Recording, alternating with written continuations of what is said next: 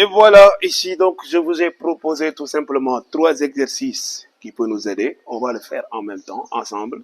Parce que dites-vous bien que les devoirs ne vont pas venir tout comme on l'a fait tout à l'heure. Par exemple, on te donne 2 termes seulement, ça c'est vraiment trop simple. On va te donner des calculs tout simplement de cette façon, avec plusieurs termes. Ici, on a une expression avec plusieurs termes. Donc, on va essayer de voir comment je vais appliquer cette partie calcul sur les radicaux pour essayer de résoudre tout simplement ces 3 cas que j'ai donnés au tableau. Alors, il faut d'abord tout simplement, donc je vais commencer avec la résolution de A. Donc, je recopie A égale. L'élève doit avoir l'habitude de recopier l'exercice avant de commencer sa résolution. La question, tu dois le remettre d'abord. Alors, je recopie 8 racine de 3. Et là, après, j'ai moins racine de 2. Après, j'ai plus 7 racine de 2. Et là, j'ai moins 4 racines de 3. C'est ça que j'ai. J'ai une expression. Dans l'expression, il y a combien de termes? 1, 2, 3, 4 termes. Maintenant, les termes, tout simplement, n'ont pas, ou bien même il y en a qui n'ont pas les mêmes radicaux. Qu'est-ce que je dois faire? Je dois me rappeler de la leçon sur calcul algébrique. Lorsque tu avais fini de faire le développement, après, qu'est-ce que tu devais faire tout simplement? Il te fallait seulement chercher les termes qui peuvent aller ensemble. Ici, on va faire la même chose. Il y a des termes qui peuvent aller ensemble. Vous voyez bien. Maintenant, quels sont ces termes qui peuvent aller ensemble? 2 termes ou bien 3 ou plusieurs termes peuvent être associés si et seulement si ces termes ont le même radical. Est-ce que vous avez vu? Donc, ce qui veut dire que dans cette suite, tout simplement, il y a des nombres qui peuvent être associés, mais il y a des nombres que l'élève ne doit jamais, tout simplement, comment dirais-je, additionner ou soustraire. Alors, on va regarder. Ici, j'ai 8 racines de 3. Moins racine de 2, 7 racines de 2. Et là, j'ai moins, tout simplement, 4 racines de 3. J'ai observé quoi? Que ce 8 racines de 3 là et ce moins 4 racines de 3, ce sont 2 nombres qui ont le même radical. Et je vais préciser quelque chose. Pour regarder si les nombres peuvent aller ensemble, oui ou non, il ne te faut pas regarder exactement ces nombres en dehors du radical. Il faut regarder tout simplement les racines, c'est-à-dire le radicand à l'intérieur des racines. Si tu as racine de 3 et racine de 3 ici, ce qui veut dire que les nombres peuvent être associés. Comme si on a 3x et là moins 2x. Là, on n'a pas regardé le 3 et le 2 pour savoir s'ils peuvent être associés ou non. On a seulement regardé les x. On va faire la même chose. Alors, si vous regardez bien aussi, vous saurez que, oui, ces 2 nombres aussi, ce sont des nombres qui renferment des racines de 2. Donc, c'est 2 termes qui peuvent aussi être associés. Donc, qu'est-ce que tu vas faire? Il te faut tout simplement regrouper les termes qui peuvent aller ensemble. Je dois mettre d'abord A égale. Je regroupe les racines de 3. Donc là, j'ai 8 racines de 3. Et là, je vais tout simplement prendre le moins 4 racines de 3. Vous avez vu, j'ai regroupé les racines de 3. Je vais faire pareil avec les racines de 2. Donc, ce nombre, c'est moins racine de 2 qui doit venir après. Et là, je vais faire quoi? Plus 7 racines de 2. Ces 2 peuvent être ensemble. Ces 2 aussi peuvent être ensemble. Qu'est-ce qu'il faut faire? Je me rappelle de la partie qu'on a dit tout à l'heure. Il me faut tout simplement prendre le 8 moins le 4. Vous avez rangé une parenthèse. Je conserve la racine de 3. C'est-à-dire, c'est comme ça que je dois faire. C'est pas la peine de le mettre si vous avez bien compris. C'est 8 moins 4, le tout racine de 3. Est-ce que vous avez vu? 8 moins 4, le tout racine de 3. Si même tu as bien compris, c'est pas la peine de le faire. C'est quelque chose que tu peux faire dans le cerveau, mentalement, comme ça. Donc, maintenant, 8 moins 4 racine de 3, ça va donner quoi exactement? Vous avez vu, 8 moins 4, ça va donner 4 exactement. Donc 8 moins 4, 8 racine de 3 moins 4 racine de 3, ça donne tout simplement 4 racine de 3. On a fini avec tout simplement le radical de 3. On va essayer de prendre maintenant les 2 autres nombres qui renferment des nombres. Attention, j'aimerais préciser quelque chose. Ici, il y a des élèves qui osent tout simplement prendre seulement le 7.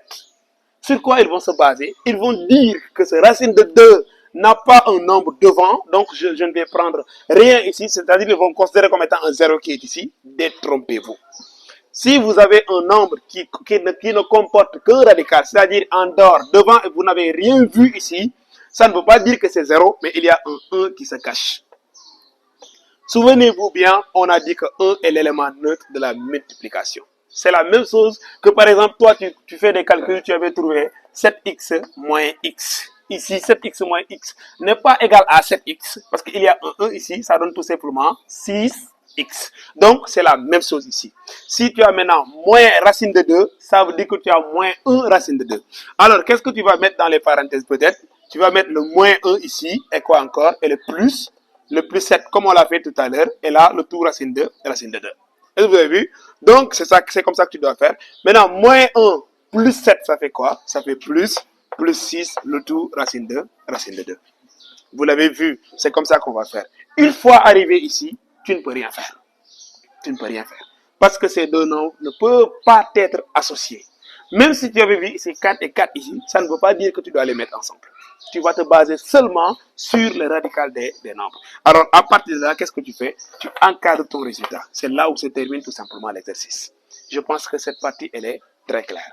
Donc, si vous l'avez compris, on va essayer d'attaquer la résolution maintenant de l'autre cas, c'est-à-dire le B. On va le voir ensemble.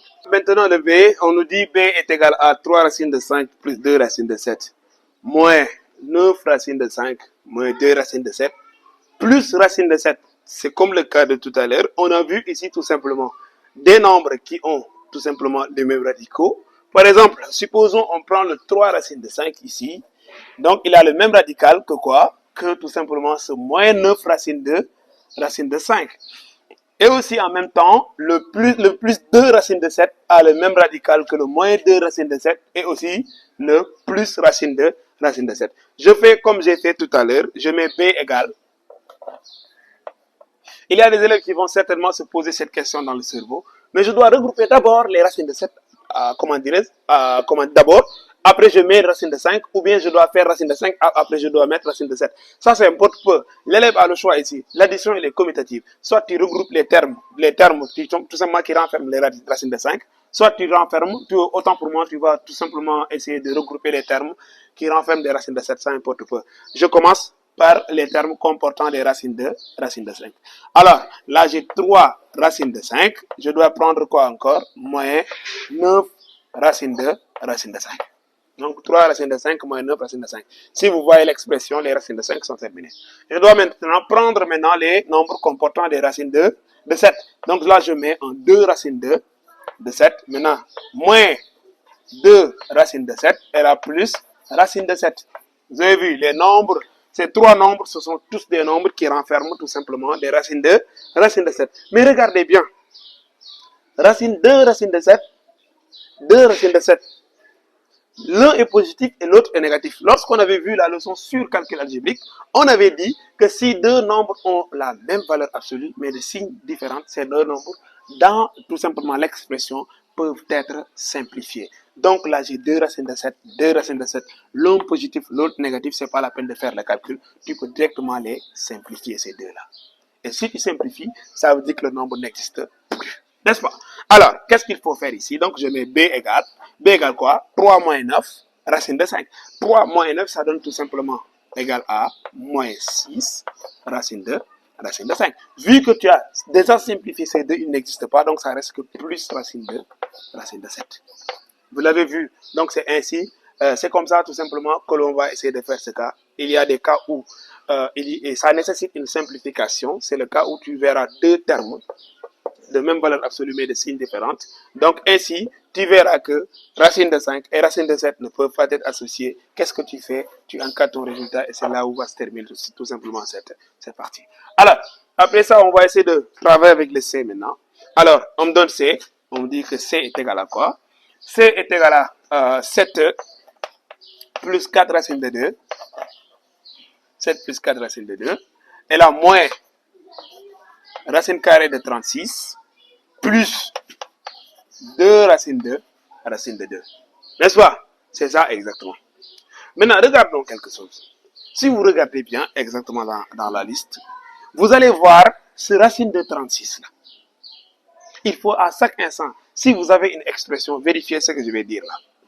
Je vais regarder, est-ce qu'il n'y a pas une racine dans lequel tout simplement, une racine autant pour moi, dans laquelle exactement, le radicand n'est pas un carré parfait.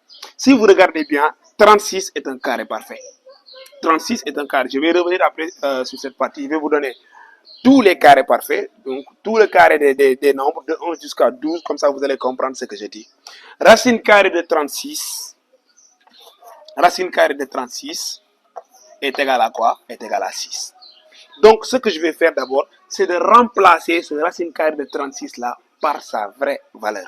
Alors, qu'est-ce que je mets? C est égal à quoi? 7 plus 4 racine de 2, moins, au lieu de mettre moins, comment dirais-je, 3 racines de 36, je vais mettre moins 6, parce que racine de 36 est égal à 6. Plus quoi? Plus le 2 racine de 2. Donc ça nécessite d'abord une petite simplification. Si tu avais racine de 25, tu allais faire la même chose. Racine de 49, tu allais faire la même chose. Parce qu'en tout cas, il faut regarder, est-ce qu'il n'y a pas tout simplement un radical dans lequel le radicand est un carré parfait. Attention, il y a des élèves qui vont oser mettre racine de 36 est égal à racine de 6. Mais comment tu peux dire racine de 36 est égal à racine de 6? Tu as enlevé le radical. C'est la raison pour laquelle tu trouves 6. Et tu viens encore remettre le radical.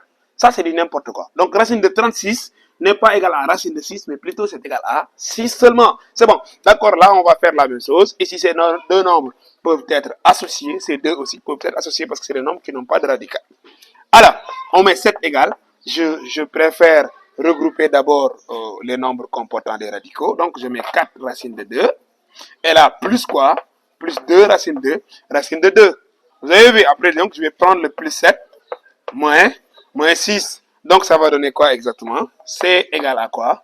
4 plus 2, parce que ces deux nombres ont le même radical. 4 plus 2 est égal à 6, racine de 2. Et maintenant, 7 moins 6, ça fait plus 1. Et c'est ainsi que c'est là où termine tout simplement cette partie. Alors, comme promis, je vais vous donner tout simplement le carré de chacun de ces nombres. Ça va vous aider parce que dans tout simplement l'expression, vous pouvez rencontrer soit racine de 36, comme on l'a fait tout à l'heure, racine de 25, racine de 49, racine de 81. Maintenant, comment je vais savoir directement que là-bas, je dois seulement faire une petite simplification? Vous allez seulement vous baser de ce que je vais vous mettre au tableau. Alors, donc, on va essayer de prendre 1 au carré, c'est-à-dire 1 fois 1 qui est égal à 1. Donc, on va savoir que 1 est un carré parfait. Alors, 2 fois 2. 2 au carré, c'est 2 fois 2, ce qui donne 4. Donc, 4 fait partie des carrés parfaits. 3 fois 3, ça donne 9. 4 fois 4, ça donne 16. 5 fois 5, 25. 6 fois 6, ça donne 36, comme tout à l'heure. 7 fois 7, ça donne 49. 8 fois 8, ça donne 64. 9 fois 9, ça donne 81. 10 fois 10, ça donne 100. Et là, 11 fois 11, ça donne 121. 121. Vous avez vu? Alors, tous ces nombres sont des carrés parfaits. 1, 4, 9, jusqu'à 121. Ça manque aussi le carré de 12 qui donne 144. Donc, dans la suite des calculs, tout simplement, si vous avez vu, par exemple, on m'a donné une expression dans laquelle j'ai vu un racine carrée de 49, c'est pas la peine d'aller chercher. Est-ce que racine de 49 n'a pas un nombre dans la liste qui peut-être s'accompagne exactement? Ça vaut pas la peine. Parce que 49 est un carré parfait. Directement, tu le remplaces par 7. Racine de 49 est égale à 7. Donc, c'est ça qui va vous aider. Dans le calcul sur les radicaux, si vous rencontrez racine 2, soit 1, 4, 9, 16 jusqu'à 121 ou 144, il faut penser à le remplacer par tout simplement l'un de ces nombres-là. Donc, c'est là où va se terminer le cours.